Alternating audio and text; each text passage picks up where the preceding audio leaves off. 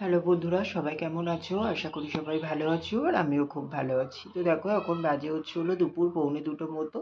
তো এখন থেকেই ব্লগটা স্টার্ট করছি। সকাল থেকে অনেক কাজই করেছি, বাট তোমাদের সঙ্গে কিছুই শেয়ার করতে পারিনি, ব্লগটাও স্টার্ট করতে পারিনি।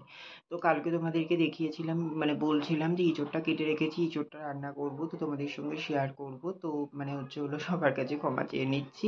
শেয়ার করার মতো পরিস্থিতি ছিল না, অনেকটাই বেলা হয়ে গেছিলো, অনেকটা ক্রিটিক্যাল কন্ডিশনের মধ্যে দিয়ে কাজটা কমপ্লিট করতে হয়ে গেছিলো, ওর জন্যই আর করে উঠতে পারিনি। তারপরে সামনের বাড়িতে, দোকানের সামনের বাড়িতে একটা বাড়িতে অনুষ্ঠান আছে, মানে একটা ভাই বলো বন্ধু বলো, ওর আশীর্বাদ আছে। তো ওর জন্যতে ওদের বাড়ি থেকে টুকটাক জিনিসপত্র নিতে আসছিলো। একটা বাড়িতে অনুষ্ঠান হলে পাড়া গাঁয়ের দোকানে বুঝতেই পারো কম বেশি প্রেশার পড়ে, টুকটাক জিনিস লাগে নিতে আসি। তো এরকমই হচ্ছিল ওর জন্যেতে, মানে আর ক্যামেরা অন করে রান্নাবান্না কিছু শেয়ার করতে পারিনি।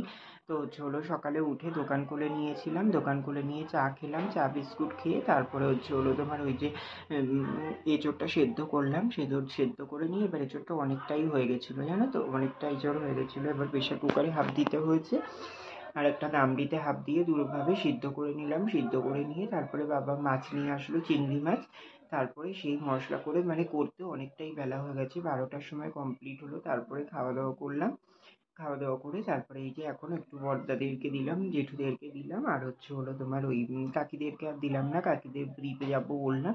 কাকি বললো যে কাকিদেরও আজকে ইঁচড় হয়েছে আর বড় মাদেরও আজকে ইঁচড় হয়েছে, কিন্তু দিলাম বলে তো বড়মা বললো ঠিক আছে। বড়মারা এমনি করেছি, মানে মাছ ছাড়া, তো আমি মাছ দিয়ে করেছি, ওর জন্য একটু দিলাম আর বৌদিদের দিলাম।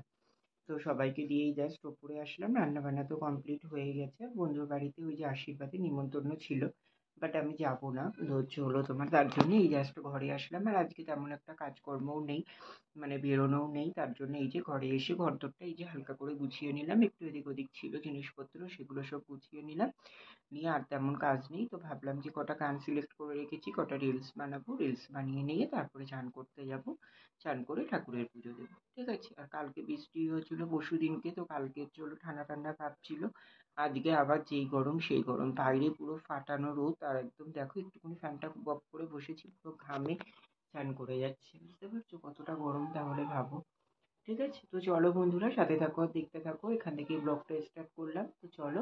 আশা করি আজকের ব্লগটি তোমাদের খুব ভালো লাগবে। তো আবার পরে আসি তাহলে, ঠিক আছে।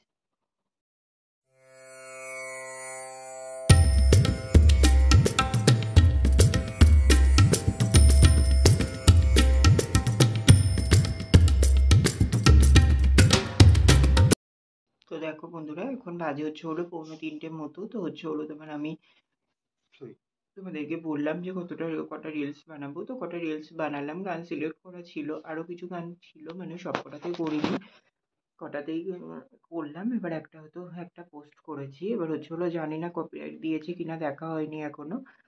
তো করলাম রিলস করে, তারপরে চান করতে গেলাম, চান করে এসে পুজো দিলাম দেখলে, তারপরে খাওয়া দাওয়া করতে গেলাম।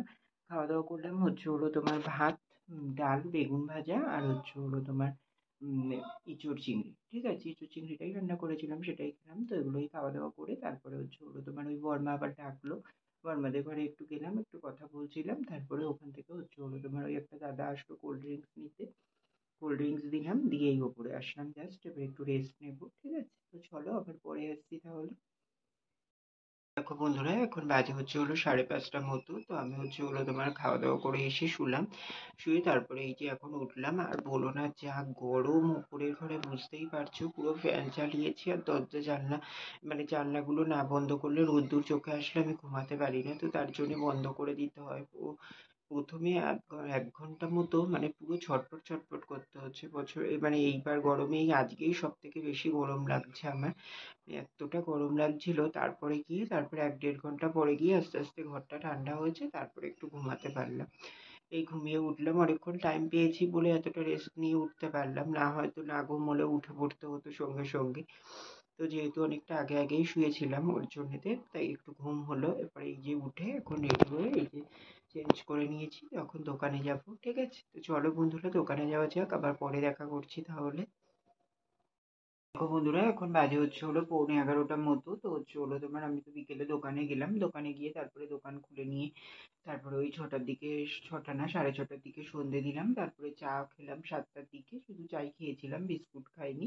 তারপরে এই যে দোকান বন্ধ করলাম 10টার দিকে, দোকান বন্ধ করে ঘরে আসলাম। ঘরে এসে খাওয়া দাওয়া করা হয়ে গেছে, তো খাওয়া দাওয়া করলাম হচ্ছে হলো ভাত আর ইঁচড়ের তরকারি।